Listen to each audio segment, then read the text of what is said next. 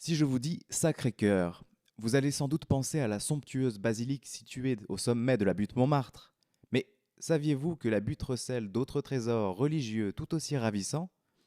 L'église Saint-Jean de Montmartre en fait partie. Durant le Second Empire, Paris s'étend et sa population croît.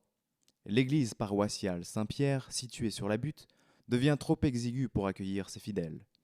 Son curé, l'abbé Saubeau, prend l'initiative d'acheter un terrain place des Abbesses. Ainsi débutent les travaux de la nouvelle église Saint-Jean en 1897, sans permis administratif. Après plusieurs démêlés avec la justice, l'église devient enfin, en 1904, la chapelle de secours, et un an plus tard, la nouvelle paroisse. Ce qui nous frappe lorsque nous contemplons cette église, c'est sa singularité architecturale. Fruit de l'architecte Anatole de Baudot, l'édifice n'est pas composé de belles pierres de taille que l'on retrouve dans la plupart des monuments religieux. Non, ici, c'est le béton, le ciment armé et la brique qui sont mis à l'honneur. Ils offrent du même coup la possibilité de créer l'ossature et l'enveloppe du bâtiment. Le tout est conçu comme un ensemble solidaire. Si l'on reconnaît l'originalité du monument, les passants n'ont pas toujours su l'apprécier à sa juste valeur.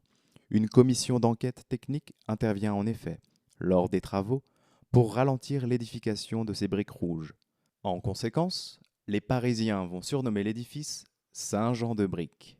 Pourtant, la décoration intérieure comme extérieure, fortement influencée par l'art oriental, est splendide.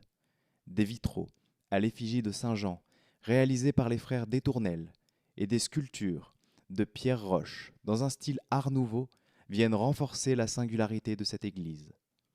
Si cette chapelle est peu remarquée à son époque, sa constitution, en ciment armé, annonce l'utilisation future d'un matériau incontournable pour le siècle à venir.